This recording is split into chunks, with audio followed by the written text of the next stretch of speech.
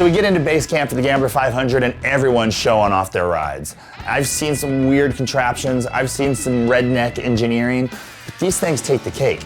I mean, we got a car with 2 engines in it. It's the Gambler 500 at its finest. Heard about this old dirt trail, all washed up and rough as hell. Trucks get stuck, well, who's gonna get on it? Sounds like fun now, want me out of, I'll take you to those mountain tops. Ain't no trick that I can cross, it's just get dirty, but I'll be found again. I'm overlanding. Back at the town square and base camp for the event, we caught up with Curtis, the Gambler medic, and chopped it up for a bit. I'm Curtis, medic for the Gambler.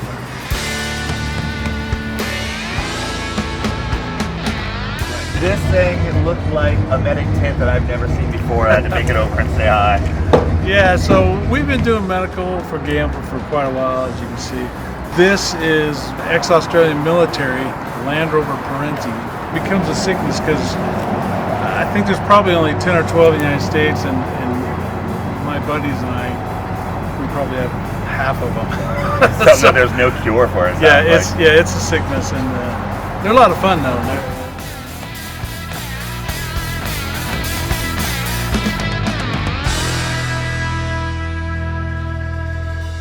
How you doing, my man? Good, how are you, Terry? Fantastic. So here we are at the Gambler 500, and all I know about this is it's a lot of shit boxes and things that aren't supposed to go in terrain that we're going over today. Pretty much. I accidentally tripped into it several years ago. Tate that runs it's a great friend. He's amazing, and it's my once a year that there's no expectations. I can come just enjoy, and we do good things. It's it's about the cleanup. Right. There's a tremendous amount of trash picked up every year, but we also kind of have fun doing it.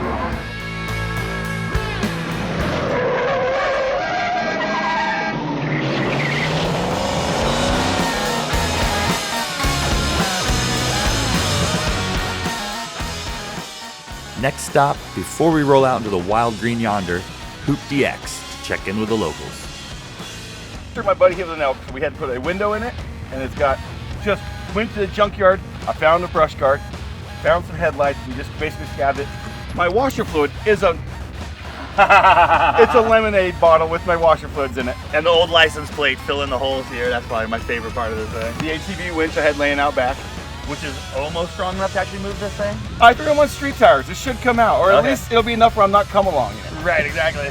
So this is a true Gambler ride, $800 all in. What's your name, my friend? Tie roll. I really love the way you tied this all together. Thank you.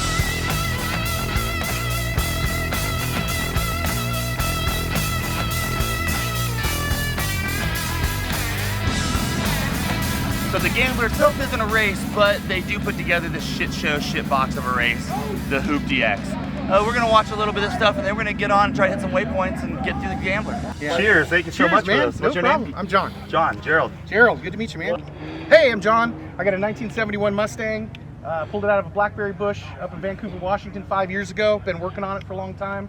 I got a mini bike as a passenger. I got 5-gallon cocktail service on the side with a jockey box and a CO2 tank, so it comes out cold. And we're enjoying the hot day at Hoop DX. Cheers.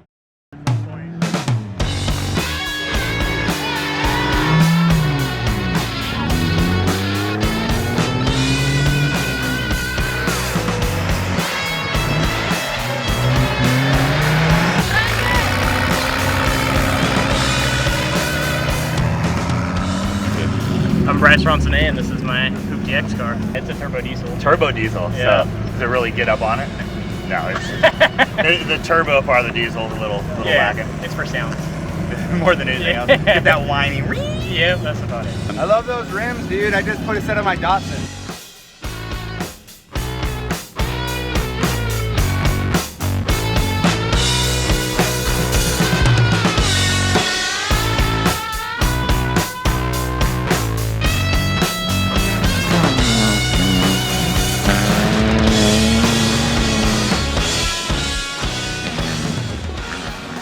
Met some of the locals, checked out some of the rides, checked out the Hoop DX, and flew around a little bit to see some of the hoopties do their best on this track. But I didn't come out here to watch other people drive. I came out here to get loose in the dirt, get on that 500-mile rally, and try to hit all the locations before the end of the day on Sunday. We're getting going on the Gambler 500. on our way to location number 1. This is the beginning of the journey.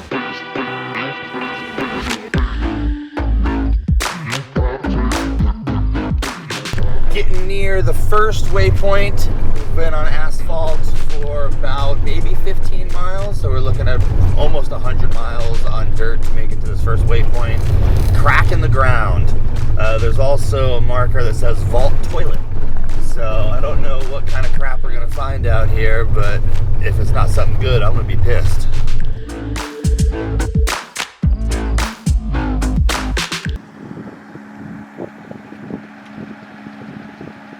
No reception out here. We took a wrong turn somewhere in Oregon and we ended up in Australia. I mean, we really are in the outback now. Let's see if I can figure out where we're supposed to go next.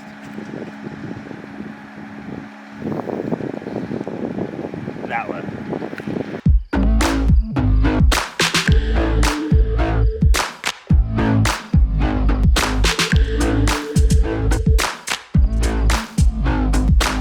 This is recovery 1. Should do the trick.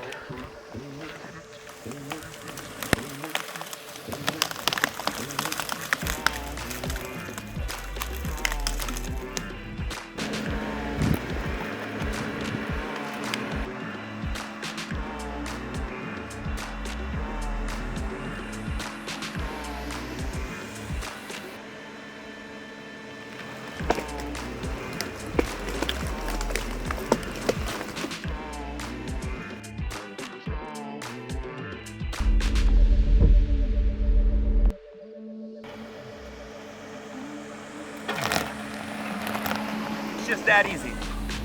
Just had to do our first recovery. It wasn't a car, it was a log. You know, it's better than wood. No problem, just like a toothpick. Out of the way. Didn't even have to use the gas. I mean, I just put it in gear. Crack in the Ground is an ancient volcanic fissure over 2 miles long and up to 70 feet deep. Normally, fissures like this one are filled with soil and rock by the processes of erosion and sedimentation. But because this one's located in such a dry and arid region, very little filling has occurred, and Crack in the Ground exists today nearly as it did shortly after its formation, thousands of years ago.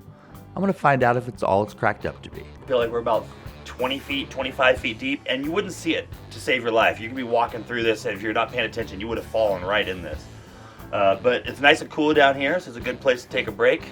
We've been driving for quite a minute.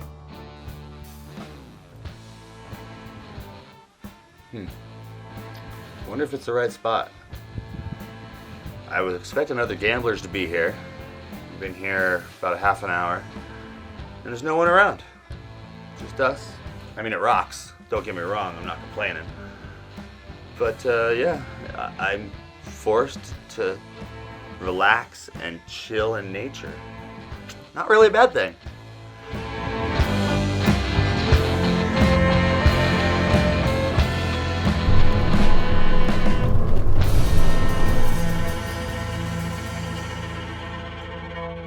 We're out here in a desert that feels just like the Mojave Desert, but it's out on the edge of Bend, Oregon. So we already hit the Crack in the Ground waypoint, and now we're headed out to the Christmas Valley sand dunes.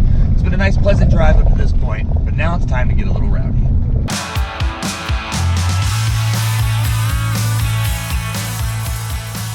Next time on Destination Overland, Gambler 500 edition, we head to checkpoint number 2, Christmas Valley Sand Dunes.